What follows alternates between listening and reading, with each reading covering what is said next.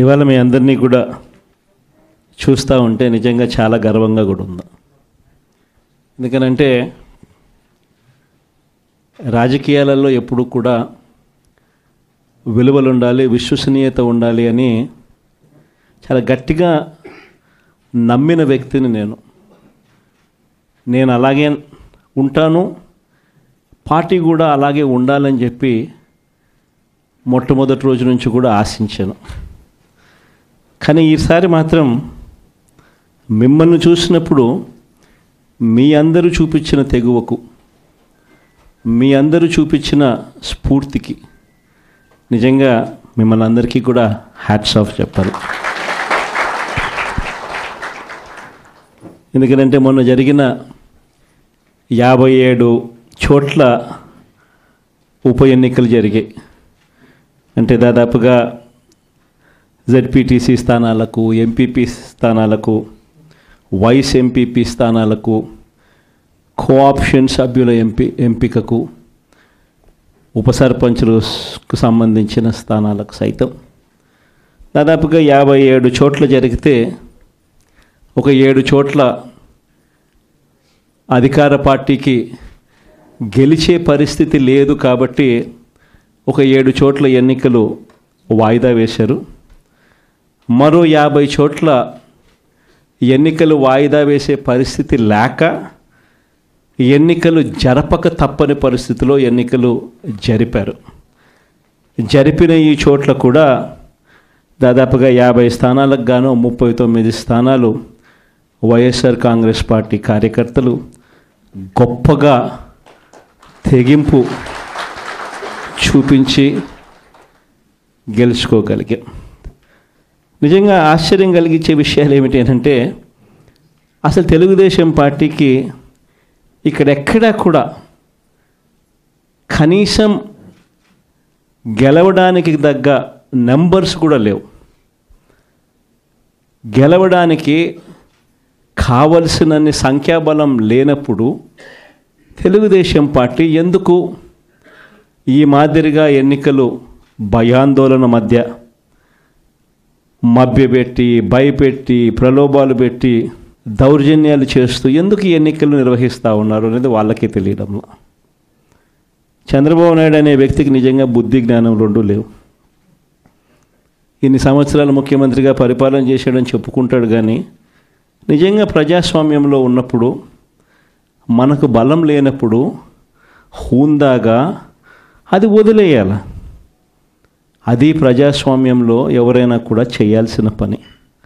అలా చేయకుండా నేను ముఖ్యమంత్రిని, నా పార్టీ అధికారంలో ఉంది, అధికారంలో ఉండేది నేను కాబట్టి నాకు బలం ఉన్నా బలం లేకపోయినా తేడా పడదు, ప్రతి పదవి నాకే కావాలి, ఎవరినైనా కూడా నేను భయపెడతాను, ఎవరినైనా కూడా నేను కొడతాను, ఎవరినైనా కూడా నేను చంపుతాను, ఎవరినైనా కూడా నేను ప్రలోభ పెడతాను అని చెప్పి నిజంగా అహంకారంతో వ్యవహరిస్తూ ఉన్న తీరును ఈరోజు రాష్ట్రంలో మనం చూస్తూ ఉన్నాం.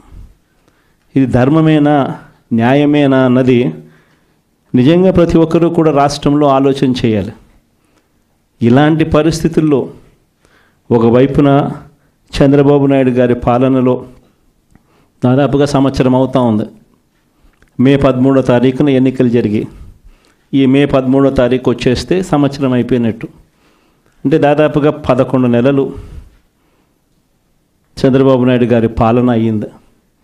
ఈ 11 నెలల కాలంలో ఎక్కడైనా కూడా నాయకుడు అనేవాడు ఎలా ఉండాలి? తాను చేసిన మంచి పనిని చూపించి, నేను ఈ మంచి చేశాను కాబట్టి ప్రజల దగ్గరికి వచ్చి ధైర్యంగా చిరునవ్వుతో ప్రజల మన్ననలు పొందుతూ వాళ్ళ ఆశీర్వాదాలు తీసుకునే కార్యక్రమం ఎక్కడైనా జరగాలి. కానీ 11 నెలల కాలంలో చంద్రబాబు నాయుడు గారి పాలనలో మనం చూస్తూ ఉన్నది ఏమిటి అని అంటే సూపర్ 6 గాలికి ఎగిరిపోయింది, మోసం. సూపర్ 7లు గాలికి ఎగిరిపోయాయి, మోసం. 143 హామీలు ఎన్నికలప్పుడు ఒక మేనిఫెస్టో అని చెప్పి ఈ కూటమి ప్రభుత్వం దాన్ని చూపించి ప్రజలకంతా కూడా మభ్యపెట్టి ప్రతి ఇంటికి పాంఫ్లెట్లు పంచి ప్రతి ఇంటికి వచ్చి వాళ్ళ కార్యకర్తలు ఇదిగో మా మేనిఫెస్టో, ఇదిగో మా చంద్రబాబు నాయుడు బాండ్ పెట్టినాడు, బాండ్ పంపించినాడు మీకు అని ఈ రకంగా ప్రతి ఒక్కరిని కూడా ప్రలోభపెట్టి 143 హామీలనిచ్చి ఎన్నికలు గెలిచారు. గెలిచిన తర్వాత 11 నెలల కాలంలో ఈ పెద్ద మనిషి చంద్రబాబు నాయుడు గారు ఎన్నికలప్పుడు ఆయన చెప్పిన ఈ సూపర్ 6లు ఏమైనాయి, ఈ సూపర్ 7లు ఏమైనాయి అని ఎవరైనా అడగడానికి కూడా ధైర్యం చేస్తే ఆ స్వరం కూడా వినపడకుండా చేయాలి అని తాపత్రయపడతా ఉన్నాడే తప్ప ఆ హామీలను నెరవేర్చాలి, ప్రజలకు ఇచ్చిన మాట నెరవేర్చాలి అన్నది మాత్రం ఎక్కడా కూడా చంద్రబాబు నాయుడు గారు అడుగుల్లో ఎక్కడా కూడా కనిపించడంలా. ప్రతి అడుగు ఒక మోసమే, ప్రతి అడుగులోనూ మోసము. ఆయన పాలనలో మనం చూసేదంతా అబద్ధాలే కనిపిస్తూ ఉన్నాయి. ఈరోజు ఈ పెద్ద మనిషి చంద్రబాబు నాయుడు గారి హయాంలో ఒకవైపున సూపర్ 6లు సూపర్ 7లు గాలికి ఎగిరిపోయాయి, మోసంగా తెలిపోయింది. చివరకు 6 నెలల కిందటి వరకు, ఆయన ప్రభుత్వం రాకముందు వరకు, అంటే 11 నెలల కిందట, 11 నెలల కిందటి వరకు, అంటే ఆయన ప్రభుత్వం రాని వరకు వైఎస్ఆర్సీపీ ప్రభుత్వ హయాంలో మీ జగన్ పాలనలో ప్రతి ఒక్కరికి కూడా ప్రతి నెల ఏదో ఒక బటన్ నొక్కేది, ఏదో ఒక రకంగా ప్రతి ఒక్కరికి ఇంట్లో మంచి జరిగే పరిస్థితి నుంచి 4 ఏళ్ళు నోట్లేకపోయే పరిస్థితి నుంచి చంద్రబాబు నాయుడు వచ్చాడు. 4 ఏళ్ళు లోపలికి పోవడం కదా దేవుడు ఎరుగు, ఉన్న ప్లేటును తీసేశాడు. మరోవైపున సూపర్ 6లు సూపర్ 7లు ఒక మోసంగా ఇవాళ ప్రజలకు అందరికీ కూడా కనపడతా ఉన్నాయి. ఇలాంటి పరిస్థితుల్లో ప్రజల్లోకి పోలేడు, కార్యకర్తలను పంపించలేడు, పంపించి ప్రజలకు ఫలాన్ని మంచి చేశాము అని చెప్పే పరిస్థితి లేదు. స్కూళ్ళు నాశనం అయిపోయాయి, ఇంగ్లీష్ మీడియం గాలికి ఎగిరిపోయింది, నాడు నేడు పనులు ఆగిపోయాయి. 3వ తరగతి నుంచి టోఫుల్ అనే ఒక పీరియడ్ పెట్టి మన పిల్లలను గొప్పగా చదివించాలి అని చెప్పి ఆరాటపడే ఆలోచనలన్నీ గాలికి ఎగిరిపోయాయి. టోఫుల్ క్లాసులు తీసేశారు. సబ్జెక్ట్ టీచర్ కాన్సెప్ట్లు 3వ తరగతి నుంచి పెట్టిన పరిస్థితులను గాలికి ఎగిరిపోయాయి. 8వ తరగతి పిల్లలకు ప్రతి సంవత్సరం ట్యాబులు వచ్చేటివి, గాలికి ఎగిరిపోయాయి. మరోవైపు వైద్యం చూస్తామనంటే ఆరోగ్యశ్రీ బిల్లుల పరిస్థితి చూస్తే నెట్వర్క్ హాస్పిటల్స్కు ఈ 11 నెలల కాలంలో మామూలుగా ఆరోగ్యశ్రీకి నెలకు 300 కోట్లు ఖర్చు అవుతుంది. 11 నెలలకు ఈ పెద్ద మనిషి ఈ నెట్వర్క్ హాస్పిటల్స్కి పెట్టిన బకాయిలు ఎంతో తెలుసా? 3,500 కోట్లు. 3,500 కోట్లు నెట్వర్క్ హాస్పిటల్స్కు బకాయిలు పెట్టినాడు. అంటే ఆ 300 కోట్లు నెల నెల ఇవ్వాల్సింది 11 నెలల్లో ₹1 ఇలా. చివరికి నెట్వర్క్ హాస్పిటల్లో ఆరోగ్యశ్రీ పేషెంట్లకు వైద్యం చేయడానికి సుముఖంగా లేని పరిస్థితి ఈరోజు రాష్ట్రంలో కనిపిస్తూ ఉంది. 104, 108 అంబులెన్సుల గురించి నేను చెప్పాల్సిన పనుల, గవర్నమెంట్ హాస్పిటల్ గురించి అంతకన్నా చెప్పాల్సిన పనుల, ఇక వ్యవసాయం గురించి మీ అందరికీ తెలిసింది. ఒక్క పంటకు గిట్టుబాటు ధర లేదు. రైతు అనేవాడు దళారీలకు ఈరోజు పూర్తిగా అమ్ముడుపోయిన పరిస్థితిలో ఈరోజు రైతన్న వ్యవసాయం చేయాల్సిన పరిస్థితి. పెట్టుబడి సహాయం కింద అప్పుడేమన్నాడు, జగన్ 13,500 ఇస్తా ఉన్నాడు, అది కూడా పిఎం కిసాన్తో కలిపి మేము వచ్చినామనంటే పిఎం కిసాన్ కాక 20,000 ఇస్తామని చెప్పి నమ్మబలికినాడు. ఈయన వచ్చాడు, కనీసం ఆ జగన్ అన్న ఉన్నప్పుడు ఆ 13,500 అన్న వచ్చేది. ఇప్పుడు అది బాయ, ఆ ఇస్తానన్న ఈ 20,000 ఇది బాయ. మరోవైపున రైతులకు ఆర్బీకేలన్నీ నిర్వీర్యం, ఉచిత పంటల బీమా పూర్తిగా ఎత్తేసాడు. సీజన్ ముగిసేలోగానే ఇన్పుట్ సబ్సిడీ వచ్చేదాన్ని కూడా ఊడబెరికేశాడు. వెరసి చూస్తే రైతులకు పెట్టుబడికి డబ్బులు లేకపోగా కనీసం రైతు పండించిన పంటకు గిట్టుబాటు ధరలు కూడా లేని పరిస్థితిలో ఈరోజు రాష్ట్రం ప్రయాణం చేస్తూ ఉంది. మరోవైపున చూస్తే వాలంటీర్ వ్యవస్థ లేదు, ట్రాన్స్పరెన్సీ లేదు, పారదర్శకత లేదు, స్కీములు లేవు. ఉన్నదల్లా ఏమిటి అనంటే రెడ్ బుక్ రాజ్యాంగం నడుస్తూ ఉంది, విచ్చలవిడిగా కరప్షన్ జరుగుతూ ఉంది. మామూలు స్థాయిలో కాదు, విచ్చలవిడిగా కరప్షన్ జరుగుతూ ఉంది. పోలీసులు పూర్తిగా వీళ్ళ కాపలాదారులుగా వాడుకుంటా ఉన్నారు. వీళ్ళ బంట్రొత్తులుగా పోలీసులను వాడుకుంటా ఉన్న పరిస్థితులు కనిపిస్తూ ఉన్నాయి. ఇలాంటి పరిస్థితుల మధ్య జరుగుతూ ఉన్నాయి. రాష్ట్రంలో ఈ ఉప ఎన్నికలు జరిగాయి. నిజంగా కొన్ని ఉదాహరణలు చెప్తా. ఎంత దారుణమైన పరిస్థితిలో ఈ రాష్ట్రంలో ప్రజాస్వామ్యాన్ని వీళ్ళు నడిపిస్తూ ఉన్నారు అని అంటే, తిరుపతిలో మీ అందరికీ గుర్తుండే ఉంటుంది. 48 స్థానాలు మనం గెలిస్తే వాళ్ళు గెలిచింది 1 స్థానం.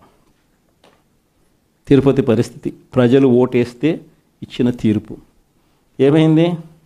అక్కడ తిరుపతిలో మొన్న ఈ మధ్యకాలంలోనే ఎన్నిక జరిగింది, డిప్యూటీ మేయర్ ఎలక్షన్లకు.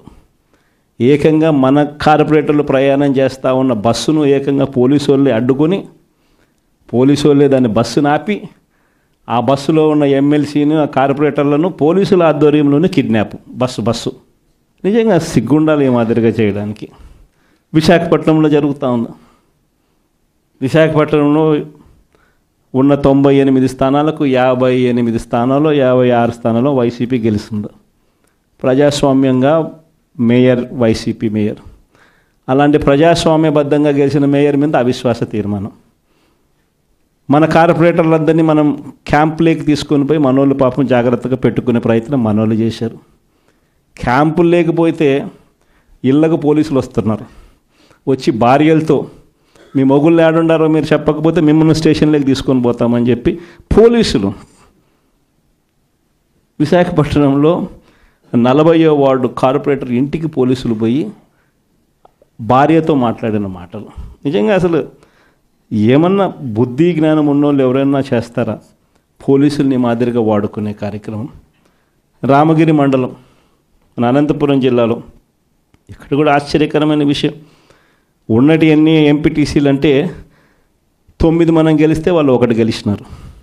అనంతపురం జిల్లాలో రామగిరి అనే మండలంలో ఈ కాన్స్టిట్యున్సీలో 10 ఉంటే వాళ్ళు 1, 9 మనకు. ఎవరు గెలిచాలి? యాక్చువల్గా మన వాళ్ళే గెలవాలి కదా, సంఖ్యాపరంగా చూసినా ఏం పరంగా చూసినా. కానీ పరిస్థితి ఏమిటి చూస్తే, అక్కడ ఎస్ఐ మన ఎంపీటీసీలందరినీ కూడా ప్రయాణం చేస్తూ ఉన్న ఏకంగా పోలీస్ ప్రొటెక్షన్ ఇచ్చి, నేను తీసుకుపోతాను మీ ఎంపీటీసీలందరినీ అని చెప్పి ఆయనే పోలీస్ ప్రొటెక్షన్ ఇచ్చినట్టుగా బిల్డప్ ఇచ్చి, కనీసం ఆయన తీసుకుపోతున్నాడు అంటే దారి మళ్ళిస్తాడు.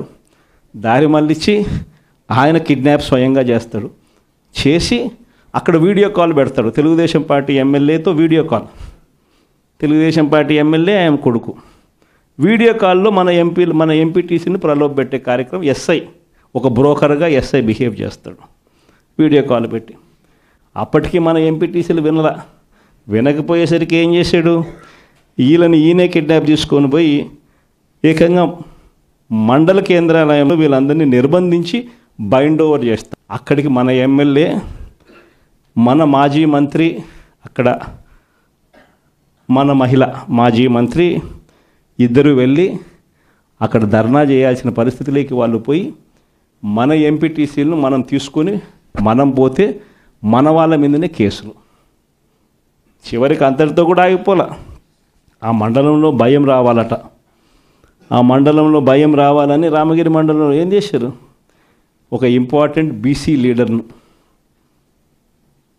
లింగమయ్య అనే ఇంపార్టెంట్ బీసీ లీడర్ను చంపేసినారు. పోలీసులు ఏం చేస్తూ ఉన్నారు, పోలీసుల సమక్షంలో ఏకంగా చంద్రబాబు నాయుడు గారు ప్రతి కాన్స్టిట్యున్సీలో చేయిస్తూ ఉండేది ఏమిటి? ఇదే నిజంగా ప్రజాస్వామ్యం? ఈ మాదిరిగా నిజంగా ప్రభుత్వం అన్నది పరిపాలన చేయాల్సింది ఈ మాదిరిగా చేయాలనా? ఇంకొక ఎగ్జాంపుల్, రామకుప్పం అంటే స్వయాన చంద్రబాబు నాయుడు గారు సొంత కాన్స్టిట్యున్సీ. చంద్రబాబు నాయుడు గారు స్వయాన సొంత కాన్స్టిట్యున్సీలో రామకుప్పంలో 16 ఎంపీటీసీలకు 16కు 16 మనమే గెలిచినాం. పోటీ పెట్టలా కనీసం ఈ మనిషి. పోటీ పెట్టిన వాళ్ళ కూడా డిపాజిట్లు కూడా రాల. 16కు 16 మనం గెలిస్తే అక్కడ ఎంపీటీసీ ఎన్నికల్లో మనకి ఎవరికి రావాలి మరి ఆ పోస్టు? మనకే రావాలి కదా. అక్కడ అలా 6 మందిని ప్రలోభ పెట్టాడు, పట్టి 6 మందిని తీసుకున్నాడు. సరే 6 మందిని ప్రలోభ పెట్టి తీసుకుపోయినా కానీ మిగిలిన 9 మంది మనం మిగిలిన ఒకరేదో చనిపోవడమో అనర్హత జరిగింది. మిగిలిన 9 మంది మన దగ్గరే ఉండరు. అట్లా వేసుకున్నా మనమే గెలవాలి కదా. ఏం చేస్తున్నాడు? వాళ్ళు ప్రయాణం చేస్తూ ఉన్న బస్సులు దారిలో పోలీసులు అడ్డుకుంటారు. వాళ్ళని కౌంటింగ్ దగ్గరికి పంపించకుండా చంద్రబాబు నాయుడు ఏం చేస్తూ ఉన్నాడు? కోరం లేకపోయినా కూడా వాళ్ళ మనిషి గెలిచినట్టు డిక్లేర్. 6 మందే, ఈ పక్క మన దగ్గర 9 మంది ఉన్నారు. వాళ్ళు మన వాళ్ళే. ఈయన ప్రలోభపెట్టి తీసుకున్నాడు. కనీసం అక్కడైనా గెలవాలంటే కోరమన్నా ఉండాలి, అది లేదు. స్వయాన చంద్రబాబు నాయుడు గారు సొంత కాన్స్టిట్యున్సీ పోలీసులను ఈ మాదిరిగా వాడుకుని వ్యవస్థను కోరం లేకపోయినా కూడా డిక్లేర్ చేయించుకొని, అది కూడా ఏంది, ఒక చిన్న ఎంపీపీ పోస్టు, ముఖ్యమంత్రి స్థానంలో కూర్చున్నాడు మనిషి. రాష్ట్రానికి కుప్పానికి ఆయనే ఎమ్మెల్యే అయినా కానీ ఒక ఎంపీపీ స్థానానికి ముఖ్యమంత్రి స్థానంలో ఉన్న వ్యక్తి బలం లేకపోయినా, నెంబర్లు లేకపోయినా వ్యవహరిస్తూ ఉన్న తీరు ఇది. ఇంకొకటి గోపవరం, ఇది మా కడప జిల్లా. దీంట్లో ఉప సర్పంచ్ పదవికి ప్రొద్దుటూరు కాన్స్టిట్యున్సీ నియోజకవర్గంలో ఉప సర్పంచ్ పదవికి సంబంధించిన ఎన్నిక. ఇందులో 19 గెలిచాం మనం. వాళ్ళు గెలిచింది కేవలం ఒక 4 ప్రలోభపెట్టి తీసుకున్నారు. అయినా కూడా వాళ్ళ బలం ఎంత? 1 + 4 5, మిగిలిన 15 మనవే. ఏం చేస్తూ ఉన్నారు? ఉప సర్పంచ్ పదవి కౌంటింగ్ హాల్లోకి మేమే తీసుకొని పోతాం ఈ 15 మందిని అని చెప్పి వీళ్ళే పోలీసులు బండ్లో ఎక్కించుకొని వీళ్ళని తీసుకొని పోయి తెలుగుదేశం పార్టీ సభ్యులు ఉన్న చోట, మనుషులు ఉన్న చోట ఇడిచిపెట్టేసి వచ్చేసినారు. అంటే వాళ్ళను కొట్టమని, దౌర్జన్యం చేయమని, రానికుండా చేయమని చెప్పి పోలీసులు. అయినా కానీ వెనకాల మన జీపులు ఫాలో అవుతూ ఉన్నాయి కాబట్టి వెంటనే వాళ్ళని ఎక్కించుకొని మళ్ళీ తీసుకొని పోయేసరికి, కౌంటింగ్ హాల్లోకి పోయేసరికి మన ఎమ్మెల్యే అభ్యర్థిని లోపలికి పంపించరు. మన ఎమ్మెల్యే అభ్యర్థి రారు, కానీ వాళ్ళ మనుషులందరూ లోపల ఉంటారు. అక్కడ ఇంకా నకిలీ వార్డు మెంబర్లతో ఐడి కార్డులు క్రియేట్ చేసి ఎన్నికల అధికారి లాస్ట్కి అది నకిలీ, ఇవి మేము ఒప్పుకోము అని చెప్తే ఎన్నిక వాయిదా జరిగింది. అది మళ్ళా రెండో రోజు మళ్ళీ ఎన్నికకి పిలిచినారు. రెండో రోజు మళ్ళీ ఎన్నికకి వెళ్ళిపోతే రెండో రోజు ఏమంటాడు, ఎన్నికల అధికారికి గుండెపోటు అంట. మళ్ళీ వాయిదా. బలం లేనప్పుడు ఇవన్నీ చేస్తూ ఉండరు. నేను చెప్తా ఉన్నా, ఎన్ని ఎగ్జాంపుల్స్ ఏదైతే చూస్తూ ఉన్నాం.